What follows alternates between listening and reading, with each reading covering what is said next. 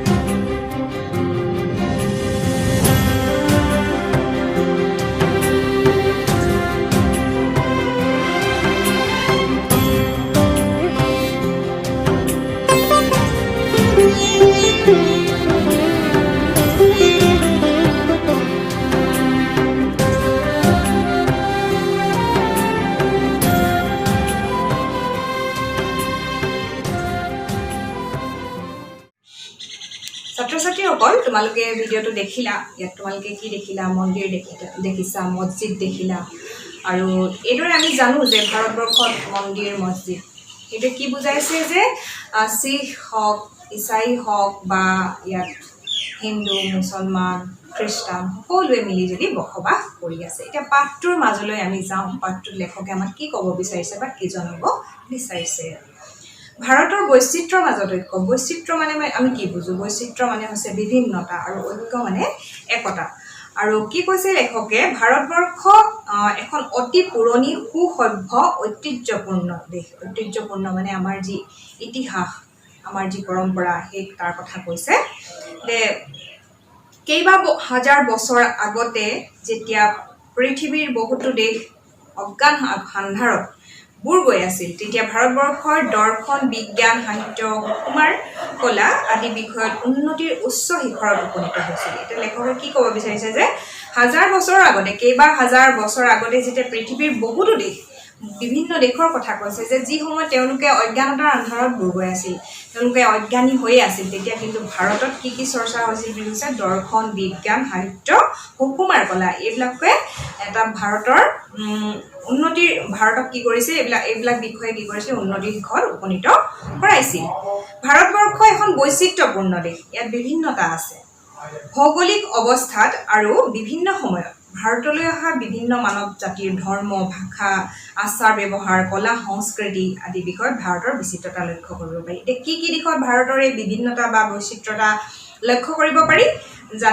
বিভিন্ন জাতিৰ বিভিন্ন সময়ত ইয়ালৈ বিভিন্ন মানৱ জাতিৰ আগমন ঘটিছিল আৰু সেইবিলাকে ইয়াতে নিগাজিকৈ থাকিবলৈ লৈছিল আৰু সেইকাৰণে কৈছে সেইবিলাকৰ যি ধৰ্ম, ভাষা, আচাৰ ব্যৱহাৰ বা ইয়াতে যিবিলাক থলুৱা হিচাপে আছিল তেওঁলোকৰ কথাও কোৱা হৈছে। সকলোৱে কলা, সংস্কৃতি, আচাৰ ব্যৱহাৰ, ধৰ্ম, সকলো কলা, সংস্কৃতি এই সকলো দিশকে সামৰি বৈচিত্ৰতা গঢ় লৈ উঠিছিল। ভাৰতবৰ্ষৰ ভৌগোলিক অৱস্থান বৈচিত্ৰ্যপূৰ্ণ। এতিয়া ভৌগোলিক দিশৰ কথা কৈছে যে আমাৰ যিটো ভৌগোলিক অৱস্থান, এফালে কি আছে বুলি কৈছে সুউচ্চ পৰ্বতমালা, আনফালে সুগভীৰ সাগৰ মহাসাগৰ, এফালে বিস্তীৰ্ণ সমতল ভূমি, আনফালে বিৰাট মালভূমি আছে, এফালে দ্বীপমালা, আনফালে হ্ৰদ জলাশয়, এফালে গ্ৰীষ্মৰ তীব্ৰতা, আনফালে শীতৰ কঠোৰতা আৰু এফালে মৌচুমী তাণ্ডৱ নৃত্য, আনফালে শুকান মৰুভূমি। আমি জানো ভাৰতবৰ্ষত এইবিলাক আছে। এফালে ডাঙৰ ডাঙৰ ডাঙৰ পৰ্বতমালা আমি জানো, হিমালয়ৰ বিষয়ে আমি জানো আৰু সাগৰ মহাসাগৰ আছে ইয়াতেই আৰু কি হৈছে বিস্তীৰ্ণ সমতল ভূমিও আছে আৰু এফালে মালভূমিও আছে, দ্বীপবিলাকো আছে আৰু কি হৈছে হ্ৰদ জলাশয়।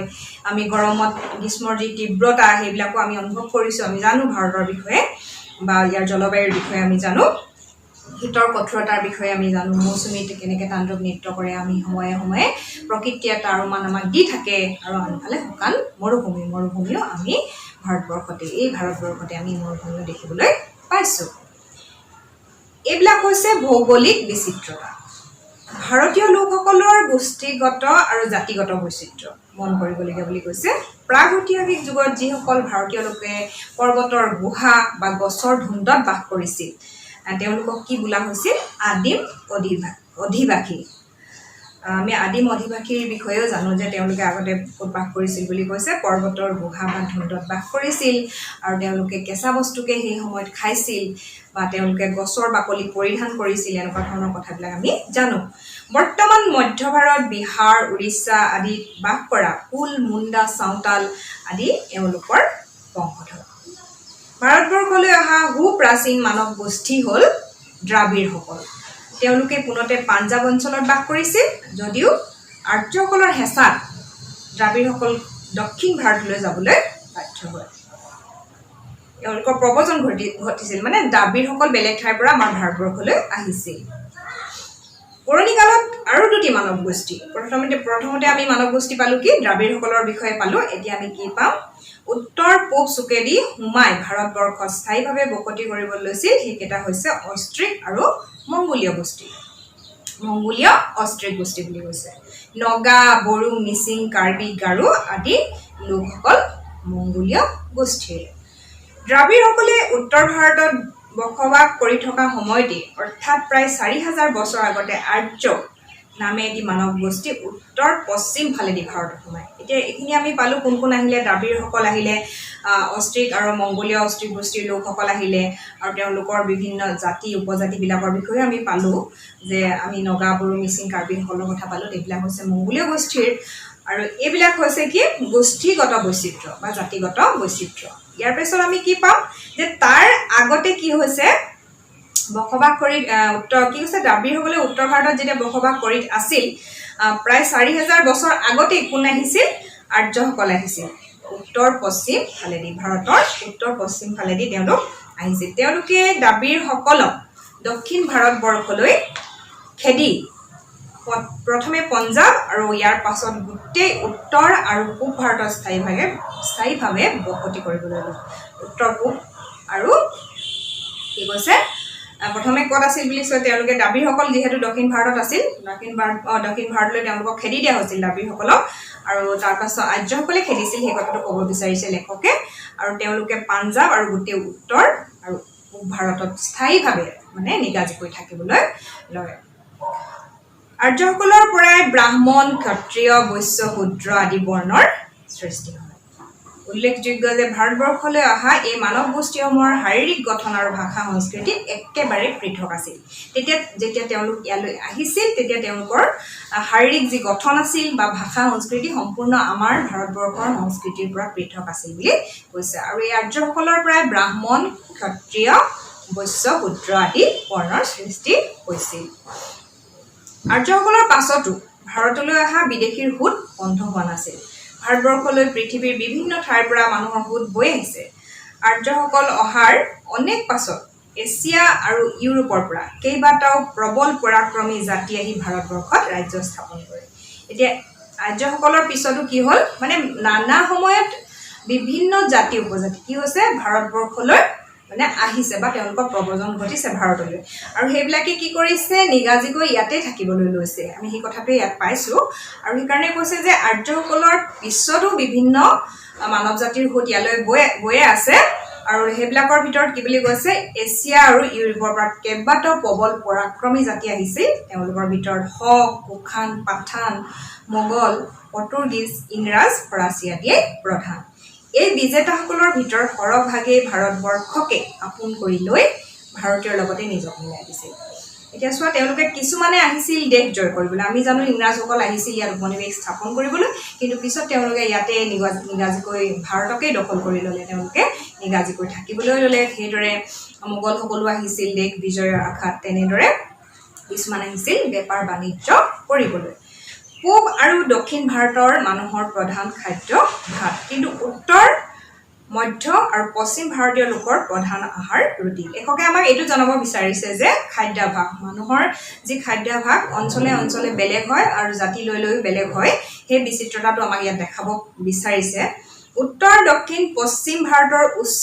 হিন্দুৰ মাজত মাছ মাংস নচলে এতিয়া উত্তৰ দক্ষিণ আৰু পশ্চিম ভাৰতৰ উচ্চ হিন্দু বৰ্ণৰ যিসকল লোক আছিল সেইসকলৰ মাজত কি নচলে মাছ মাংস নচলে কিন্তু পূব ভাৰতৰ সকলো লোকে কি খায় মাছ মাংস খায় এতিয়া আমাৰ অসমখনো ধৰা পূব ভাৰততে পৰিছে আৰু সেইকাৰণে আমাৰ ইয়াৰ মানুহে দেখিছে তোমালোকে মাছ মাংস গ্ৰহণ কৰে পূব ভাৰতৰ মতা মানুহে পোন মাৰি চুৰিয়া পিন্ধে কিন্তু দক্ষিণ ভাৰতীয় লোকে পোন নামাৰি লুঙিৰ দৰে চুৰিয়া পিন্ধে এইটো মানে সাজপাৰৰ বৈচিত্ৰতা যি মানে সাজপাৰৰ মিল নাই আমাৰ মাজত উত্তৰ ভাৰতৰ পায়জামাৰ আদৰ বেছি অৱশ্যে বৰ্তমানে শিক্ষিত সমাজত লং পেণ্টৰ প্ৰচলনেই অধিক ভাৰতীয় তিৰোতাৰ প্ৰধান সাজ শাৰী যদিও অসমীয়া তিৰোতাই মেখেলা চাদৰ আৰু উত্তৰ ভাৰতৰ তিৰোতাসকলে সাধাৰণতে চুৰিদাৰ পায়জামা আদি পৰিধান কৰে এতিয়া তোমালোকে দেখিলা এইখিনি হৈছে সাজপাৰৰ বা খাদ্যাভাসৰ কথাও ইয়াত আছে আৰু সাজপাৰৰ বৈচিত্ৰতাৰ বিষয়ে আমি পাইছো আচলতে ভাৰতবৰ্ষত বিভিন্ন ধৰ্মৰ লোকে বাস কৰে তেওঁলোকৰ ধৰ্ম অনুযায়ী সকলোৰে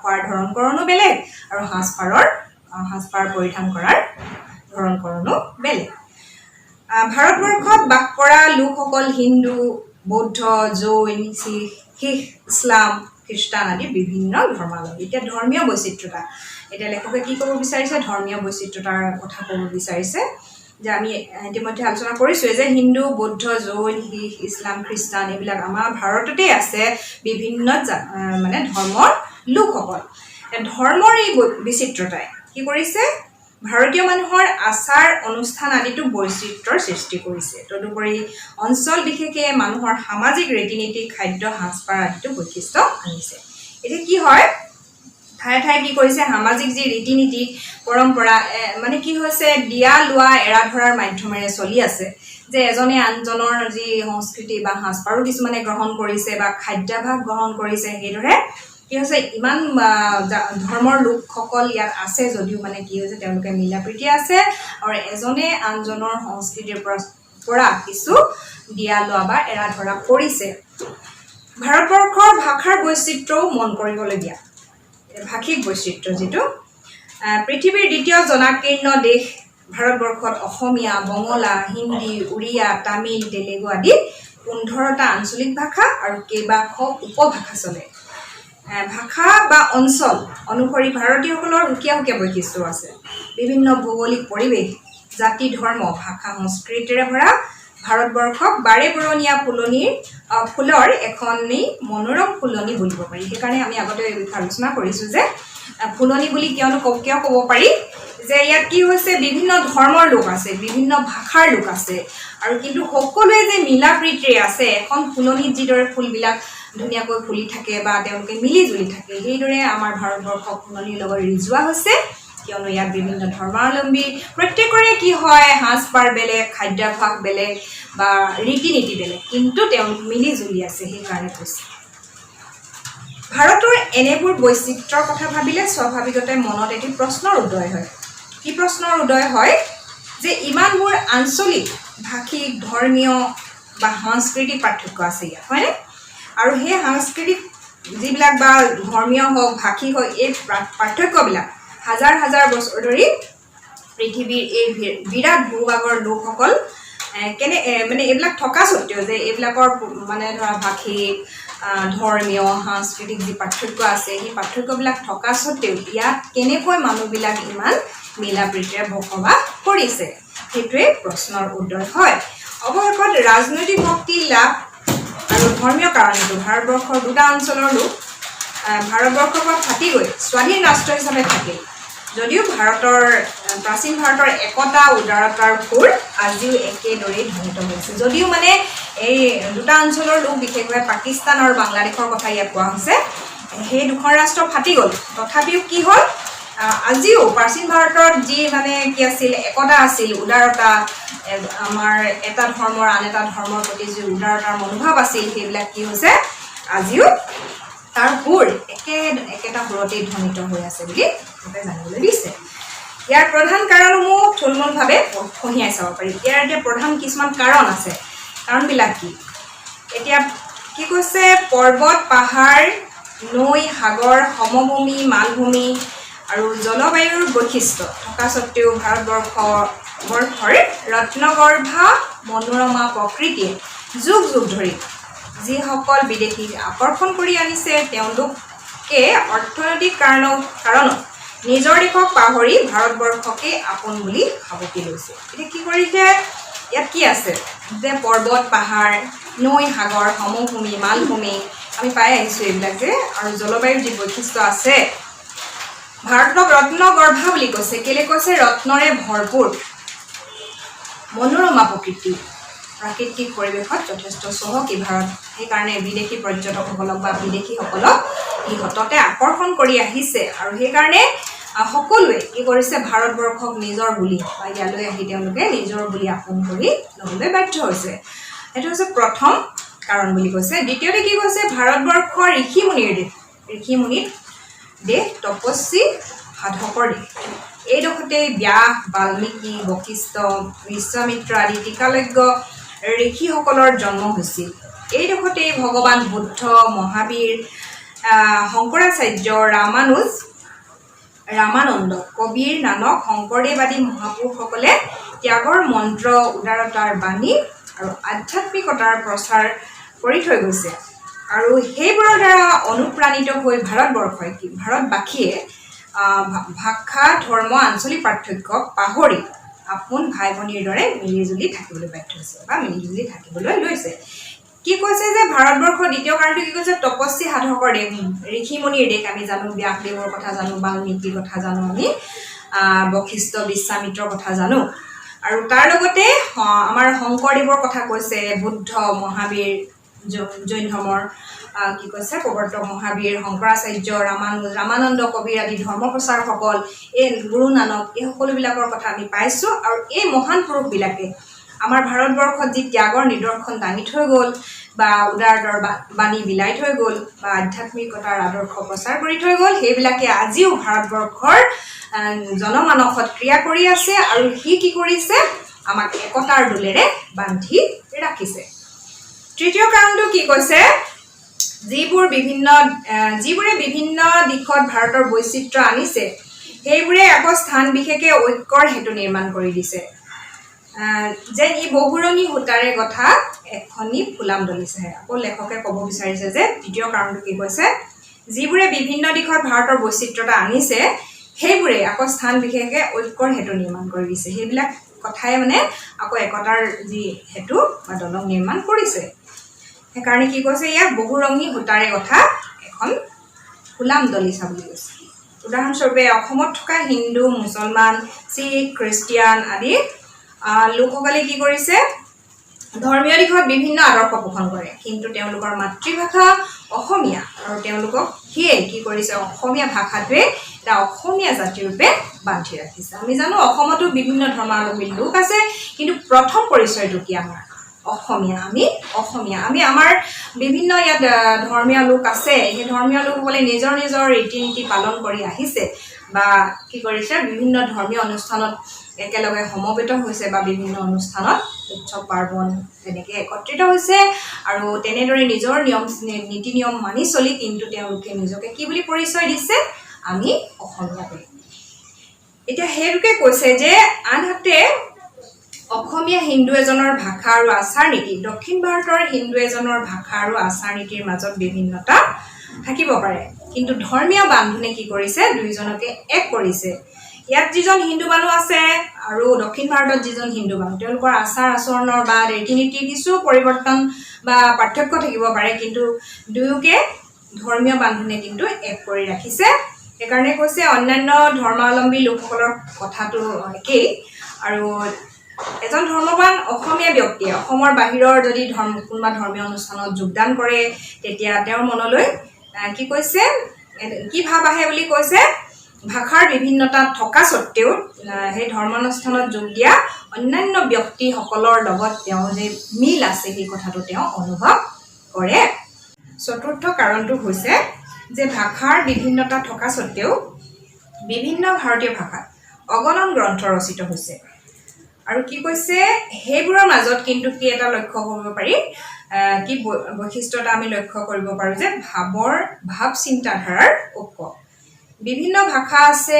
আৰু এই ভাষাবিলাকত অগণন গ্ৰন্থ ৰচিত হৈছে আৰু কিন্তু সেইবিলাকৰ মাজত কিন্তু এটা ঐক্যতা আছে কি ঐক্যতা বুলি কৈছে ভাৱ চিন্তাধাৰাৰ ঐক্যতা বেদ উপনিষদ গীতা ভাগৱত ৰামায়ণ মহাভাৰত আদি গ্ৰন্থয়ো প্ৰাচীন কালৰে পৰা ভাৰতবাসীৰ চিন্তাধাৰা আৰু আদৰ্শৰ ক্ষেত্ৰত কৰিছে ঐক্য ভাৱ গঢ়াত সহায় হৈছে প্ৰাচীন কালৰ পৰা কি হৈছে আমাৰ দেশত যি গ্ৰন্থ ৰচনা হৈছে যিবিলাক প্ৰাচীন গ্ৰন্থ আমি জানো বেদ উপনিষদ গীতা ভাগৱত ৰামায়ণ মহাভাৰতৰ কথা আমি জানো আৰু এইবিলাকে কি কৰিছে ভাৰতবাসীৰ যি চিন্তাধাৰা বা আদৰ্শ এই ক্ষেত্ৰত কি কৰিছে একতাৰ ভাৱ বৰ্তাই ৰাখিছে বা গঢ়ি তুলিছে প্ৰাচীন যুগত সংস্কৃত ভাষাই এই ঐক্য সাধনত বিশেষভাৱে বৰঙণি যোগাইছিল উত্তৰ দক্ষিণৰ ঐক্য আৰু সম্প্ৰীতি প্ৰতিষ্ঠাটো সংস্কৃত ভাষাৰ ৰচিত গ্ৰন্থসমূহেও অনেক সহায় কৰি আহিছে এতিয়া আমি ৰামায়ণ মহাভাৰতৰ কথাই বিশেষকৈ ক'ব পাৰোঁ যে বিভিন্ন ভাষালৈ অনুদিত হৈছে বা অনুবাদ কৰা হৈছে আৰু সেই সংস্কৃত ভাষাৰ ৰচিত হৈছে আৰু সংস্কৃত ভাষাই কি কৰিছিল এটা সময়ত একতাৰ দোলেৰে সকলোকে বান্ধি ৰাখিছে পঞ্চম কাৰণটো হৈছে যে ঐক্য স্থাপনৰ ক্ষেত্ৰত সুকুমাৰ কলা আৰু সংস্কৃতিৰ বৰঙণি সুকুমাৰ কলা আমি জানো সংগীত চিত্ৰকলা ভাস্কৰ্য স্থাপত্য আদি এইবিলাক হৈছে সুকুমাৰ কলা আৰু এইবিলাকে কি কৰিছে এই সুকুমাৰ কলাবিলাকে কি কৰিছিল এটা সময়ত ঐক্য স্থাপনৰ ক্ষেত্ৰত যথেষ্ট বৰঙণি আগবঢ়াইছিল ভাৰতীয় বিভিন্ন সংগীত চিত্ৰকলা স্থাপত্য ভাস্কৰ্য আদিয়ে প্ৰাচীন কালৰ পৰা এজন ভাৰতবাসীক কি কৰিছে একতাৰ এনাজৰীৰে বান্ধি ৰাখিছে ভাৰতবৰ্ষত অনুষ্ঠিত কিছুমান উৎসৱ পাৰ্বণৰ কথাও ইয়াত কোৱা হৈছে সেইবিলাকেও আমাক ঐক্যবদ্ধভাৱে বা একতাৰে বান্ধি ৰাখিছে সেইবিলাক কি ক'ব পাৰোঁ আমি যে 15 আগষ্ট গণতন্ত্ৰ দিৱস হিন্দুৰ জন্মাষ্টমী শিৱৰাত্ৰি দেৱালী হোলী এইবিলাক হৈছে আমাৰ ধৰ্মীয় উৎসৱ আৰু এইবিলাকত আমি দেখিছোঁ ধৰ্মীয় উৎসৱ আৰু ৰাষ্ট্ৰীয় উৎসৱ এইবিলাক 15 আগষ্ট গণতন্ত্ৰ দিৱসত কি হৈছে আমি হিন্দু মুছলিম সকলোৱে কি কৰিছে একতাৰ দোলেৰে আমি বান্ধ খাই আছোঁ যিহেতু আমি একতাৰে গৈ আমি একেখন থলীতে উপস্থিত হৈছোঁ আৰু সেই দিৱসবিলাক আমি পালন কৰিছোঁ সেইদৰে আমাৰ হিন্দুৰ জন্মাষ্টমী শিৱৰাত্ৰি আদিতো বিভিন্ন ধৰ্মাৱলম্বী লোকে ভাগ লোৱা আমি দেখিবলৈ পাইছোঁ বা এই ধৰ্মীয় অনুষ্ঠানবিলাকে ভাৰতবাসীক একতাৰ দোলেৰে বান্ধি ৰাখিছে আমি সেইদৰে আগতে পাই আহিছিলোঁ বেদ উপনিষদৰ কথা উপনিষদ আৰু উপনিষদ হিন্দুসকলৰ আৰু চুফিবাদৰ কথা ক'ব পাৰি মুছলমানসকলৰ এই দুইটাৰে যি মানে তাত নীতি নিয়ম বা তাৰ যিবিলাক কথা আছে তাৰ মিল দেখা যায় আৰু হিন্দুস্তানী সংগীততো ইছলামীয় সংগীতৰ প্ৰভাৱ পৰিছে এনেকুৱা কিছুমান কথাত আমি মিল দেখা পাওঁ ভাৰতীয় সংস্কৃতি এক সমন্বয়ৰ বস্তু যুগে যুগে স্বকীয় সংস্কৃতি লৈ বিভিন্ন জাতি উপজাতিৰ ভাৰতলৈ আগমন ঘটিছে কিন্তু কোনেও নিজৰটোকে ধৰি ৰাখিব পৰা নাই পূৰ্বৰে পৰা ভাৰতবৰ্ষত চলি অহা বিৰাট সাংস্কৃতিক প্ৰবাহত তেওঁলোক মিলি গৈছে আৰু তেনেদৰে ভাৰতীয় সংস্কৃতিক এক সমন্বয়ৰ সংস্কৃতি হিচাপে গঢ় লৈ উঠিছে বিভিন্ন সময়ত বিভিন্ন জাতি জনগোষ্ঠী ভাৰতবৰ্ষলৈ আহিছে আৰু তেওঁলোকে নিজৰ নিজৰ যেহেতু তেওঁলোকৰ প্ৰত্যেকৰে নিজৰ নিজৰ এটা সংস্কৃতি আছে ধৰ্মীয় ধৰ্ম আছে বা সংস্কৃতি আছে আৰু সেই বিশেষকৈ ইয়াত সংস্কৃতিৰ কথা কোৱা হৈছে যে নিজৰ সংস্কৃতিটোকে তেওঁলোকে কিন্তু ধৰি ৰাখিব পৰা নাছিল ভাৰতত যি সংস্কৃতি বা ভাৰতীয় সংস্কৃতিৰ লগত তেওঁলোক মিলি গৈছিল বা তেওঁলোকে এটা সংস্কৃতি আন এটা সংস্কৃতিৰ পৰা কিছু দিয়া লোৱা বা এৰা ধৰাৰ মাধ্যমেৰে দিয়া লোৱা কৰিছিল আৰু তাৰ ফলতেই ভাৰতৰ যি সংস্কৃতি ই এক সমন্বয়ৰ সংস্কৃতি হিচাপে গঢ় লৈ উঠিছিল শেষত ক'ব পাৰি যে ভাষাগত ধৰ্মগত বা অঞ্চলগত পাৰ্থক্য থকা স্বত্বেও ভাৰতীয় লোকৰ মাজত এটা সামূহিক মিল আছে সেয়ে হ'ল সাংস্কৃতিক এতিয়া সাংস্কৃতিক মিলনৰ কথা কৈছে যে সংস্কৃতিগত যিটো মিল সেয়ে হৈছে ভাৰতীয় সংস্কৃতিৰ সামূহিক মিল সকলোৰে মাজত এই ক্ষেত্ৰতেই সমূহীয়া এটা মিল দেখা যায় ভাষাগত ধৰ্মগত অঞ্চলগত পাৰ্থক্য আছে কিন্তু আটাইতকৈ কিহে আমাক একতাৰ দোলেৰে বান্ধি ৰাখিছে সংস্কৃতিৰ মিলনে এই মিলৰ কাৰণেই এজন ভাৰতীয় মুছলমান বা খ্ৰীষ্টান মক্কাত বা জেৰুজালেমত থাকিলেও তেওঁৰ প্ৰথম পৰিচয় কি হ'ব ভাৰতীয় কাৰণ তেওঁৰ গাত ভাৰতীয় সংস্কৃতিৰ ছাপ বিদ্যমান সেইকাৰণে কোৱা হৈছে যে যেহেতু ভাৰতীয় সংস্কৃতিক সমন্বয়ৰ বস্তু বুলি কোৱা হৈছে আৰু সেই সমন্বয় কি কৰিছে এটা ধৰ্মৰ প্ৰভাৱ আন এটা ধৰ্মৰ গাত পৰিছে আৰু প্ৰত্যেকৰ প্ৰথম পৰিচয়টো কি হৈছে ভাৰতীয় কাৰণ ভাৰতীয় সংস্কৃতিয়ে তেওঁলোকক কি কৰিছে একতাৰ দোলেৰে বান্ধি ৰাখিছে তেওঁ য'তেই নাযাওক লাগিলে তেওঁৰ প্ৰথম পৰিচয় কি হ'ব ভাৰতীয় ভাৰতবৰ্ষক যদি ভাৰত মাতা বোলা হয় তেন্তে ভাৰতৰ বৈচিত্ৰ্যবোৰ হ'ল সেই মাতাৰ বিভিন্ন অংগ প্ৰত্যংগ আৰু ভাৰতৰ ঐক্য হ'ল ভাৰত মাতাৰ অবিনাশী আত্মা অবিনাশী যাক আমি ভাঙিব নোৱাৰোঁ বা বিনাশ কৰিব নোৱাৰোঁ বা ধ্বংস কৰিব নোৱাৰোঁ সেই অবিনাশী আত্মা হৈছে ভাৰতৰ একতা আৰু ভাৰতবৰ্ষক যিহেতু আমি ভাৰত মাতা বুলি কৈছোঁ আৰু তাৰ বিচিত্ৰতাবোৰ হৈছে কি সেই মাতাৰ ভাৰত মাতাৰ অংগ প্ৰত্যংগ বুলিহে কৈছে আৰু কিন্তু মূলটো হৈছে ভাৰত মাতা বা ভাৰতবৰ্ষ আৰু ইয়াৰ যি মানুহবিলাকে একতাৰ দোলেৰে যি বান্ধ খাই আছে সেই একতাই হৈছে ভাৰত মাতাৰ অবিনাশী আত্মা ছাত্ৰ ছাত্ৰীসকল আমাক লেখকে এখন ভাৰতৰ নিচিনা এখন বিশাল দেশত যি সাংস্কৃতিক সমন্বয় গঢ় লৈ উঠিছে বা সেই সাংস্কৃতিক সমন্বয় কেনেকৈ গঢ় লৈ উঠিছে সেই সকলোবিলাক কথা আমাক পাঠটিৰ জৰিয়তে জানিবলৈ দিছে বিভিন্ন ভাষা ভাষী ধৰ্মাৱলম্বী লোকে বাস কৰা স্বত্তেও যে ইয়াত এটা সামূহিক মিল আছে আমি সকলোৱে কি বুলি পৰিচয় দিওঁ নিজকে ভাৰতীয় বুলি পৰিচয় দিওঁ বা পৰিচয় দিবলৈ আমি ভাল পাওঁ সেইকাৰণে কোৱা হৈছে যে ভাৰতৰ বৈচিত্ৰ্যৰ মাজত ঐক্য বিভিন্ন বিচিত্ৰতা থকা স্বত্তেও ভাৰতবৰ্ষত সকলোৱে মিলিজুলি একতাৰে যে বসবাস কৰি আছে সেইকাৰণে পাঠটিৰ নাম ৰখা হৈছে ভাৰতৰ বৈচিত্ৰ্যৰ মাজত ঐক্য লেখক ডক্টৰ হেমন্ত কুমাৰ শৰ্মাদেৱে ইয়াত অতি সুন্দৰভাৱে এই বিচিত্ৰতা দেখুৱাইছে আৰু কেনেকৈ ইয়াৰ মাজত আমাৰ মিলনৰ সংস্কৃতি গঢ় লৈ উঠিছে সেই বিষয়ে আমাক সুন্দৰভাৱে দেখুৱাইছে ছাত্ৰ ছাত্ৰীসকল আশা কৰোঁ তোমালোকে বুজি পাইছা আৰু পাঠটি আমি ইমানতে সমাপ্ত কৰিম তোমালোক কৃতকাৰ্য হোৱা সেই আশাৰে আজিলৈ আহিছোঁ ধন্যবাদ